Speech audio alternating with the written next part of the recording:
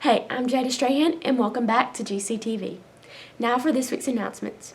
Your books are still on sale for $70. See Miss O'Neill in room 4 for more information. Seniors, remember, next week you have a very important senior meeting on Thursday. And on Friday, all senior slideshow photos will be due.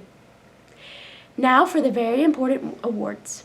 Last week, the top 20 was released for the senior class. Number 1, Gabriella Price, valedictorian. Number 2, Ashton Fairley, salutatorian. Number 3, Samira Riss, historian. Number 4, Branson Schultz. Number 5, Keely Havard. Number 6, Casey Taylor. Number 7, River Smith. Number 8, Madeline Finch. Number 9, Tristan Bird. Number 10, Berea Sabo. Number 11, William Raspberry. Number 12, Callie Passo.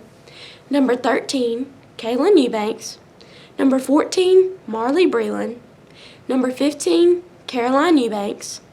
Number 16, Landon Day. Number 17, Daly Howell. Number 18, Emma Kroom. Number 19, Cecilia Slusher. And number 20, Braden Chesney. Congratulations to you all.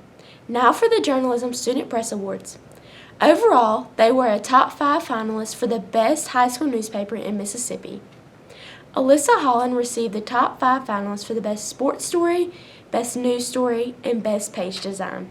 Other publication awards received was top 5 finalists for online presence, opinion writing, sports writing, news and feature writing, and best staff editorial.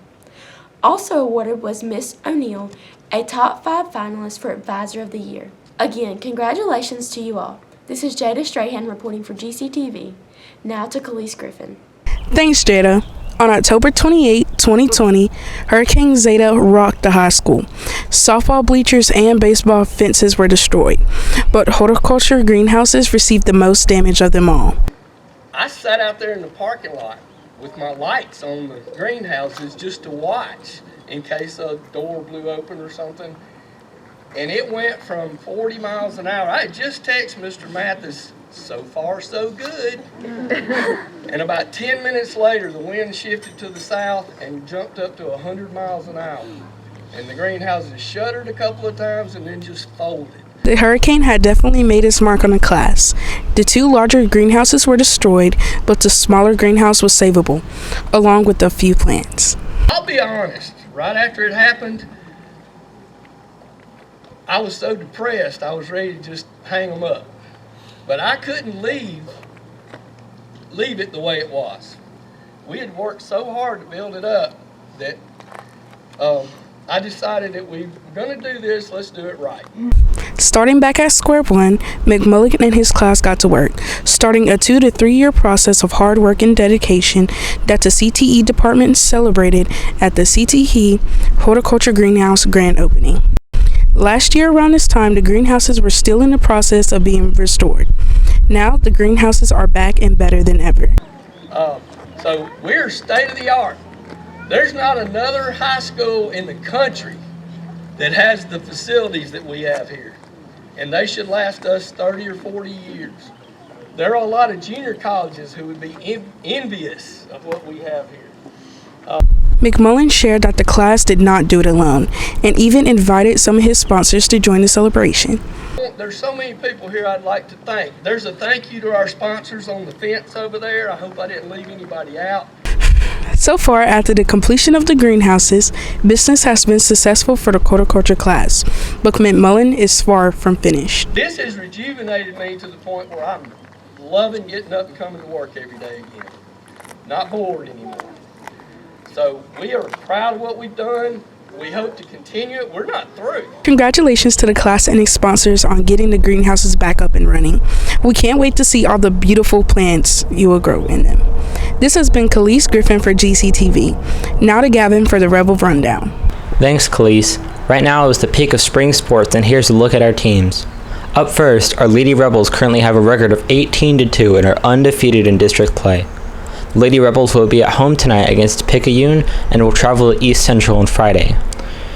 Next, our Rebel baseball team has an overall record of 13-7 this year and a 1-2 in district after a hard-fought district game against Van Cleve Tuesday. The baseball team travels tonight to Van Cleve to complete the series. Now for golf. Congratulations to senior Cole Neal for his hole-in-one at hole number 14 at Magnolia Grove The Crossings.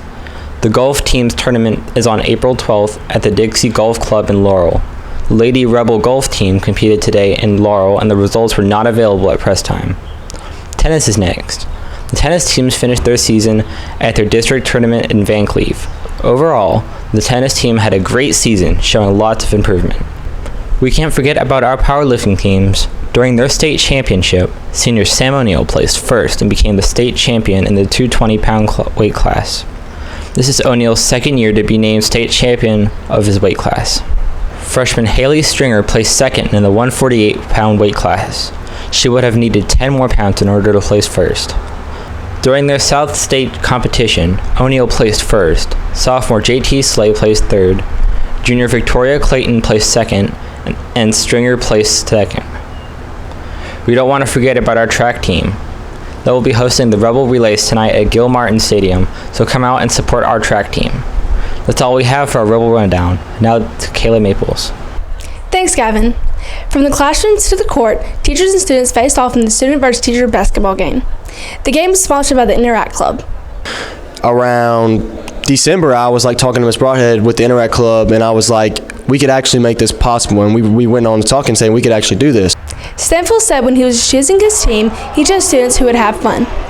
I think a lot of the people that played in this game I knew they would have a lot of fun, they would make fun out of it, they would smack talk, they would bring the energy that we were looking for. And most importantly, the people that would make it fun. The goal wasn't to have pro people out there, the goal was for them to suck. He felt that the best part of the game was seeing the team make baskets and seeing them make threes. With the teachers getting the big win with a goal of 43-38, Tyler Denmark felt very confident in the win. There was a lot of smack talk going around by those guys. I guess they were feeling very confident that they had a chance to beat us, and I just had to prove them wrong. Of course, we expected to win. There was no way we were going to let that ragtag group of non-athletic people beat us. Through this fundraiser, the Interact Club raised $608. This is Kayla Maples reporting for GCTV. Now back to Jade in the studio. Thanks, Kayla. We hope everyone has a great Easter and a 4-day break. See you all next Tuesday. That's all we have for this week, and this is GCTV.